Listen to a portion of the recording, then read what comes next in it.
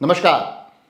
अमूमन जब जब चुनाव होते हैं तो फिर चाहे पत्रकार हो, विश्लेषक हो, बुद्धिजीवी हो, वो अधिकृत पार्टियां भाजपा, कांग्रेस, इनके प्रत्याशियों की बातें ज़्यादा करती हैं, इनकी चर्चाएं ज़्यादा होती है। मगर राजस्थान के इन चुनावों के एक विधानसभा के एक प्रत्याशी ने ये परंपराएं बदल दी है। जी हाँ, वो विधानसभा होती है शिव। प्रत्याशी का नाम आप सभी जानते हैं, रविंद्र सिंह भाटी। जी हाँ, इस बात में कोई दो राय नहीं कि रविंद्र सिंह भाटी इस पूरे के पूरे चुनाव के केंद्र में रहे। तमाम अलग अलग क्षेत्रों के अलग अलग मीडिया रविंद्र सिंह भाटी को अपनी चर्चाओं के माध्यम से उन पर डिस्कस करते दिखे। कहीं अलग अलग क्षेत्र में जब चाय की थड़ियों पर कहीं किसी जगह चुनावी चर्चाएं हो रही थी तो अपने क्षेत्र के साथ साथ किसी और क्षेत्र की बातें करते थे, तो वो शिव होता था। उसका कारण है रविंद्र सिंह भाटी।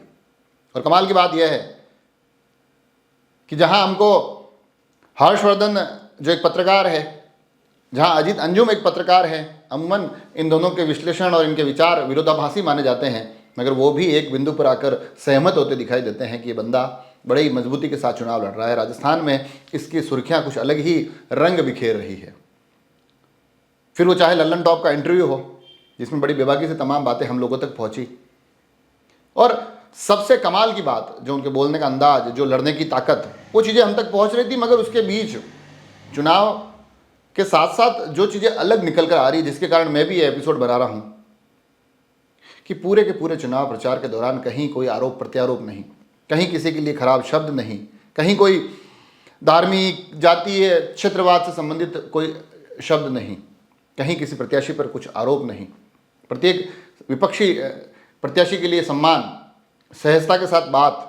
कुछ घटनाएं वहाँ उलट पुलट भी हुई, कुछ घटनाओं के माध्यम से आरोप भी उठे, उन आरोपों को सहजता से साथ सामना करना और एक समझदारी पूर्ण तरीके से उन तमाम चीज़ों को मैनेज करना, उनको शांत करना। तो यकीन मानिए ये तमाम चीज़ें जो जब जुड़ती है तब एक व्यक्ति इतनी सुर्खियों में रह पाता है। रविंद्र सिंह भाटी जब न केवल पहले दिन से, और कमाल की बात यह है कि सिर्फ सनसनी फैलाने वो वहाँ नहीं पहुँचे थे, उससे पहले भी क्षेत्र में सक्रिय थे।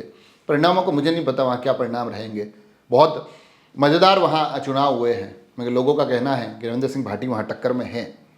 लोगों का यह भी कहना है कि भारतीय जनता पार्टी ने ये टिकट वितरण में एक बड़ी भूल की है। लोग यह भी बताते हैं कि भारतीय जनता पार्टी के प्रत्याशी की वहाँ बड़ी स्थिति विकट है। हालांकि तमाम चीज़ें 3 तारीख को स्पष्ट होगी, मगर इस बात में कोई दो राय नहीं कि शिव पर इस बार सभी की निगाहें रहेगी।